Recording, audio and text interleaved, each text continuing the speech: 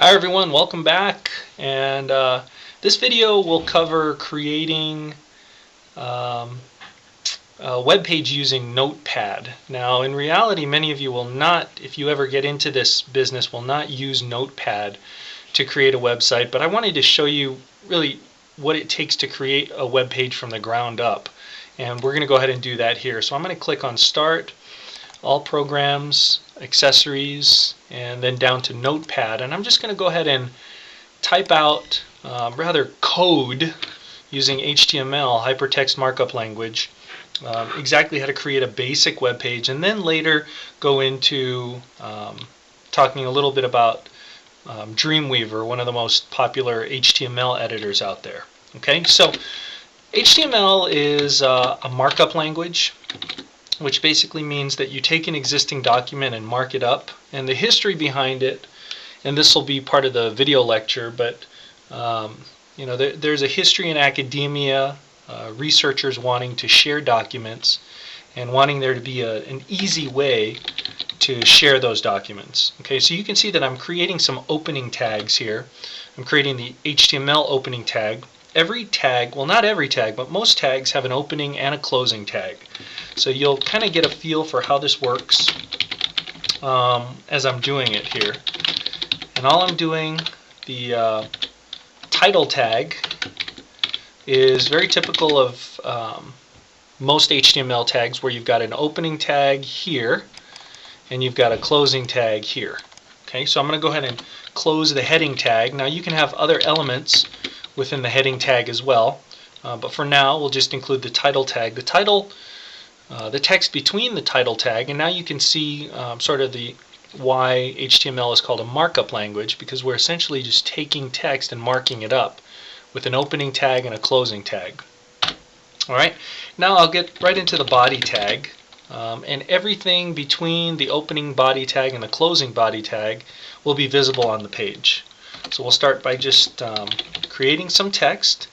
Now, if we were to create text, we could actually just type in "this is my text," and it would appear on the page as whatever the default browser text size and font is. Okay, so in this case, we'll make it a little fancier. We'll say font color equals red.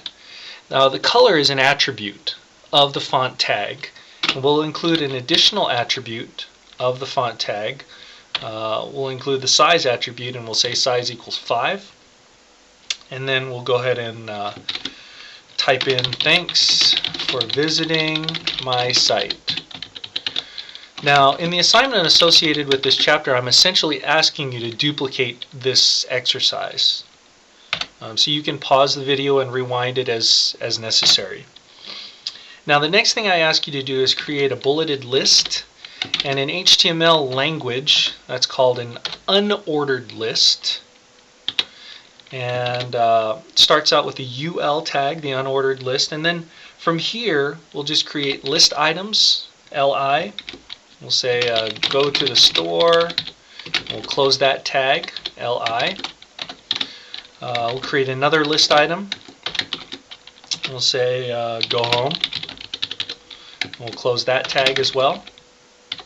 Okay, and then we'll go ahead and just end that list, end that unordered list. Okay, now there's one more thing. Actually, let me go ahead and just finish off the necessary tags here. So I'm closing. We've got the body tag here. We've got the opening body tag here. Right, now I'll just go ahead and close the HTML tag. Right, and I'll include one more thing. I'd like you to include a hyperlink to one of your favorite websites. So ahref equals, and then in double quotes, the link, www.cnn.com. Okay, so that's the basic format for a hyperlink tag, and we'll say click here to go to CNN. Okay, and we'll finish it off with a closing A tag, right? Closing anchor tag. Now, what I'll do next is this is essentially what I'm asking you to create. So within the assignment, you'll highlight everything, copy it, and then paste it directly into the assignment. But what I'd like you to do is, what I'd like to show you rather, is I'm going to go ahead and save this. All right, we'll say save as, and to the desktop I'll give it a name, index.htm. Okay, and I'll go ahead and hit save. And the reason I'm calling it HTM is that's just an industry standard when it comes to naming home pages. So for example, I've got a number of websites, and when I create a page for that website, a home page for that website, I'll call it index.htm, and you bring up the domain name like fyiftr.com. Index.htm page is the page that comes up. So I'd like you to, I'm going to go ahead and double click on this, make the window a little bit smaller. I know I'm only recording a certain part here. Okay, so I've got a couple of things here. You can see that it says welcome to my page, thanks for visiting my site, right? Click here to go to CNN, and I've got my unordered list on the right hand side. Now it's not the most appealing page at this point, but you can see the work that's involved in creating a basic site like this. And I can go ahead and click on go to CNN to test out my hyperlink as well. Now a lot of work went into creating that page, right? So let me just right click and I'll hit open with, and I'll go down to Notepad, right? And I can modify some things. So let's just say size equals 7, right? So for thanks for visiting my site, we'll hit save. And we'll go ahead and open it again and see how that affected the appearance of that particular text. Thanks for visiting my site is a lot bigger, right? So a lot goes into that. Now within Dreamweaver, right, we could actually create the same type of page using a graphical user interface in a fraction of the time. Okay, so that's an advantage of a program like Dreamweaver. And then we can go into the code and examine the code and make modifications as we need to.